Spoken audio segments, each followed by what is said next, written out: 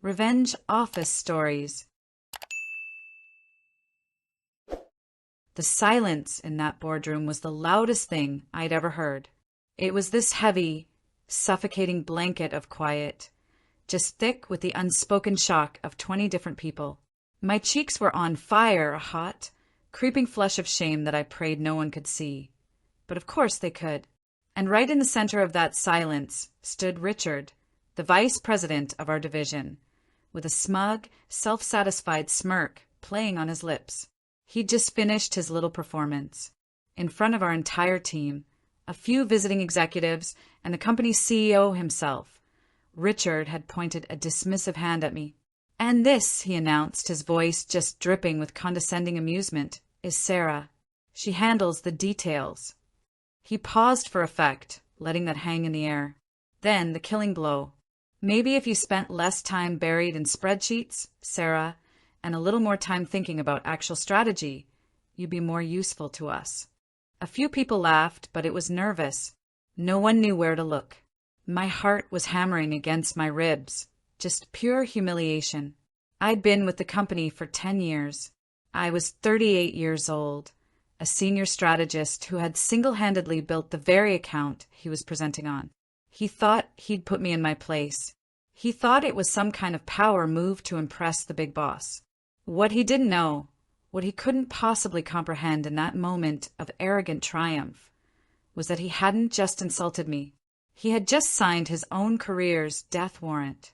If you believe karma is a dish best served cold and that the best revenge is monumental success, do me a favor and smash that like button. And make sure you subscribe, because you're definitely going to want to hear how this ends. To really get the depth of his mistake, you have to understand who I was before that moment. I wasn't a flashy executive. I didn't have Richard's slicked back hair or his collection of $1,000 suits. I didn't own a room by being the loudest person in it. My power was quieter. My power was competence. I joined the firm right out of business school, ready to prove myself. And I did. For 10 years, I just put my head down and worked. I was the one who stayed late to triple-check the data, the one who found the critical flaw in a proposal the night before it was due. I was the one colleagues came to in a quiet panic when they needed a problem solved that their own bosses, people like Richard, couldn't figure out. I was the company's workhorse, its secret weapon, and its most underestimated asset. Richard, on the other hand, was a recent import.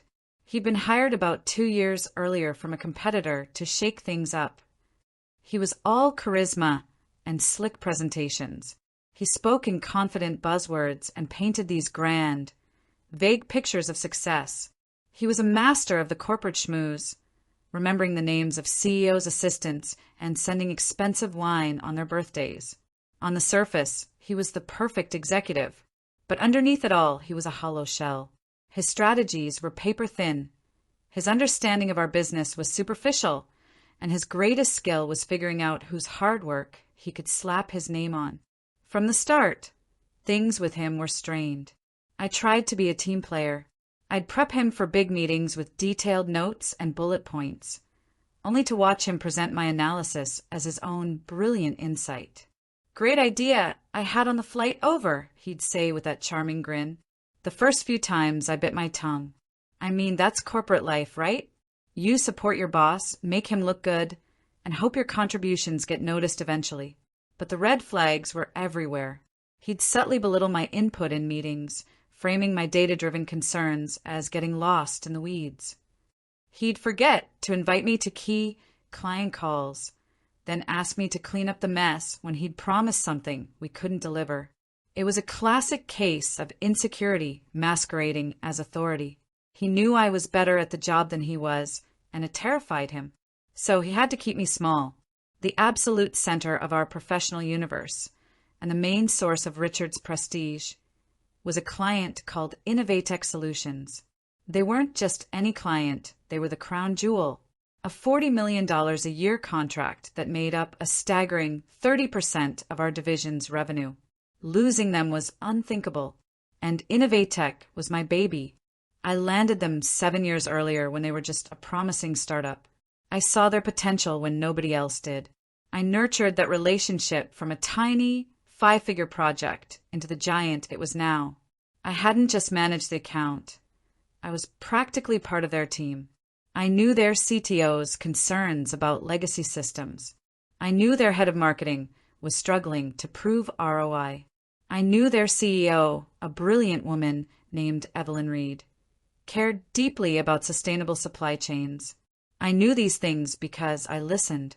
I spent hundreds of hours not just selling to them, but understanding them. Richard, in contrast, had dinner with Evelyn twice a year and called it relationship management. He was just the face, the empty suit for the photo op. I was the architect, the foundation, and the entire support structure of that $40 million relationship. And that's what made his public humiliation of me not just cruel, but incredibly stupid. The days after that meeting were some of the darkest of my career. The walk from the conference room back to my desk felt like it was a mile long. I could feel people's eyes on my back, a mix of pity and discomfort. No one said a word, of course. In the corporate world, you don't want to get caught in the splash zone of a public execution. The silence said it all. I sat at my desk, and the office lights suddenly felt harsh and interrogating. I just kept replaying his words. Less time on spreadsheets, more time on strategy. The irony was so bitter it was nauseating. My spreadsheets were the strategy. They were the data, the proof, the foundation for every successful move we made with Innovatech. He hadn't just called me useless. He'd exposed his own cluelessness. But the humiliation was real, and it was eating away at me. I started to doubt myself. Had I been naive? Had I let this happen by being too quiet, too focused on the work instead of playing the political game? My confidence, once so solid, started to crumble. Richard, meanwhile, doubled down. He was emboldened because the CEO hadn't said anything. He took my silence as surrender. He started systematically cutting me off from Innovatech. An email went out the next week announcing a restructuring of account responsibilities.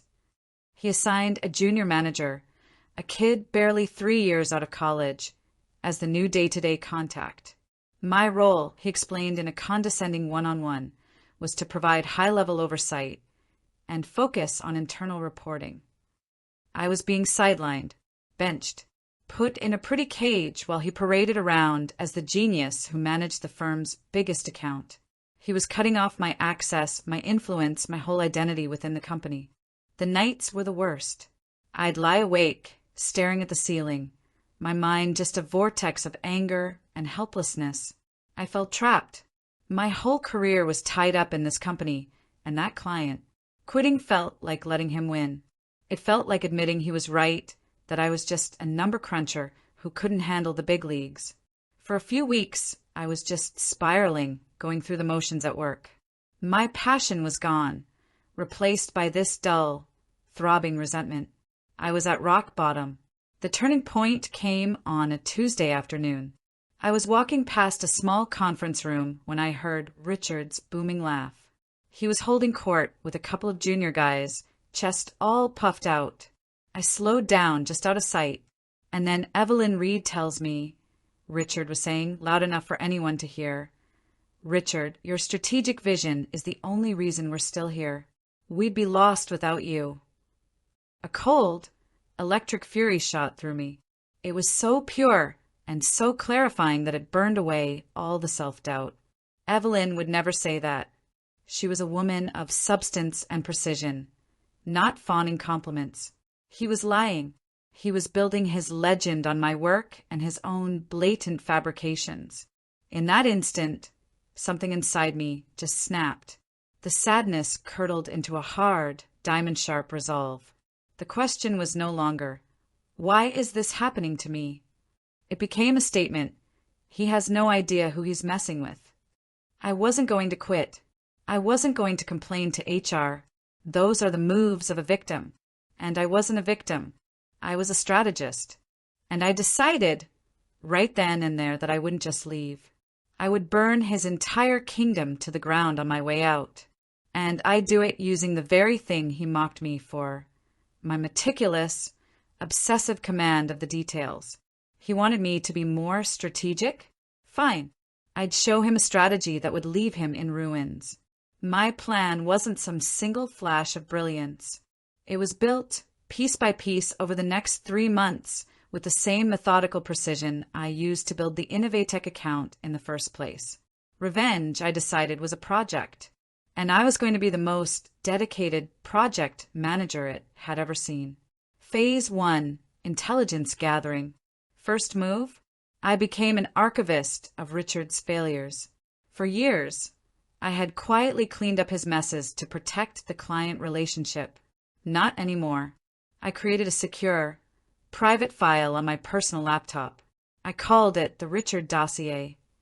Every time he screwed up, it went in the dossier. That time he promised Innovatech a new software integration on an impossible timeline, forcing my old team to work around the clock to create a messy patch? Documented. The time he completely misunderstood a question from Innovatech's legal team about data, and I had to jump in on email to save us from looking like idiots? Documented, with copies of the emails. I logged his missed deadlines, his vague answers to clients, his golf meetings that always seemed to land on critical project days. His greatest flaw was his arrogance, which made him lazy. He didn't read the fine print. He believed his own hype. He thought his charm kept the account, not the daily, grinding work of delivering results. Phase 2, crafting the weapon. The dossier was my insurance policy, but my real weapon was my knowledge. I knew that Innovatech, under Evelyn Reed, was about to start a massive 5-year transformation. They were moving into sustainable manufacturing and wanted to use AI to overhaul their entire global supply chain. It was a huge, complex project. I also knew that Richard was completely unprepared for this. In his last quarterly review with them, a meeting I was obviously not invited to, he had apparently spent the whole time talking about synergistic growth. He wasn't listening to them at all. This was my opening. Innovatech didn't need a smooth talker anymore. They needed a real partner, a specialist who could guide them. And I was the only one who had the map. So I started working in secret. Every evening, after my demoralizing day job, I'd go home and work for another 5 hours. I was building a counterproposal, a new, comprehensive strategic plan for Innovatech's next 5 years. This wasn't just a PowerPoint, it was a Bible. It had financial models, risk mitigation plans, vendor comparisons for their new AI platform, and a roadmap for their sustainability goals that was both ambitious and achievable. It was everything Richard's work wasn't. Deep, substantive, and built just for them. Phase 3, the back channel. Now for the delicate part. I couldn't just walk into Evelyn Reed's office. That would be unprofessional and could blow up in my face. I needed an inside advocate. That advocate was a man named David Chin, Innovatech's director of operations. I'd worked with David for years. We'd pulled all-nighters together on launches and had a relationship built on mutual respect. I reached out on his personal email, keeping it casual. I didn't complain about Richard. Complaining is weak. Instead, I offered value. Hey David, I wrote. Been thinking about that supply chain AI initiative. I was looking at some data and came across a new approach that might solve that bottleneck issue you were worried about. No strings attached. Just thought it might be useful. Got 15 minutes for a virtual coffee next week. He responded in an hour. During our call, I walked him through my idea. I shared my screen, showed him a small piece of my work, and proved I had a deep, proactive understanding of his single biggest challenge. At the end of the call, there was a long pause. "Sarah," he said, finally, his voice heavy, "this is more insight than we've gotten from Richard in the last 6 months. What's going on over there?" That was the opening. I was careful. "Let's just say my current role is more focused on internal matters," I said evenly. "But my passion for Innovatech's success hasn't changed. I think you guys are on the verge of something revolutionary, and I can't help but think about how to get you there." I had planted the seed. I kept having these off-the-record sessions with other key people at Innovatech I'd built trust with. I was consulting for free, reminding them of the value I brought to the table. I was creating a stark contrast between my deep engagement and Richard's neglect. Phase 4, building the arc. While laying the groundwork with the client, I was also preparing my exit. This had to be legally bulletproof. I hired a top-tier employment lawyer. We spent a weekend going over my employment contract, especially the non-compete and non-solicitation clauses. My lawyer found a weakness. The non-compete was only enforceable if my new job was identical to my old one. By starting my own independent consultancy, I was creating a new type of business. The non-solicitation was trickier, but my lawyer argued that since I was just sharing ideas and the client was proactively seeking my counsel based on our pre-existing relationship, it wasn't clear-cut solicitation. It was a calculated risk. My lawyer helped me quietly incorporate my new business, Veridian Strategy Group. I set up bank accounts, designed a simple website, and had a master service agreement drafted. I was building my arc. When the flood came, I'd be ready. Phase 5, setting the trap. 3 months after the boardroom incident, the pieces were in place. David Chin told me their annual contract review was coming up and that his team's frustration with Richard had hit a boiling point. They felt he was checked out, a liability. So David made a bold move. He went straight to Evelyn Reed. He told her about my secret, pro bono work and the comprehensive strategy I'd built on my own time. He told her that the person they needed wasn't the man taking the credit, but the woman he'd tried to silence. Evelyn was a pragmatic leader. She didn't care about office politics. She cared about results. She agreed to a confidential meeting. The trap was set. The meeting was on a Thursday morning over a secure video conference. It was me on one side and the entire C-suite of Innovatech on the other. Evelyn, her CFO, her CTO, and David. Evelyn got straight to it. "Sarah," she said, her expression unreadable.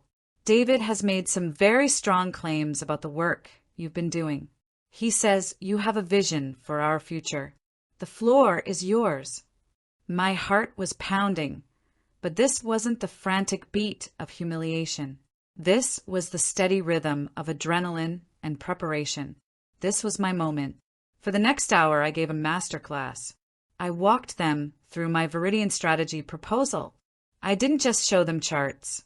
I told them a story about their own company, its challenges, and its potential. I proved that I understood their fears and ambitions better than anyone. I wasn't selling services. I was showing them a partnership. When I finished, there was another silence. For a second, it reminded me of that boardroom. But this was the silence of consensus. Evelyn finally broke it. She looked at her CTO, who nodded slowly.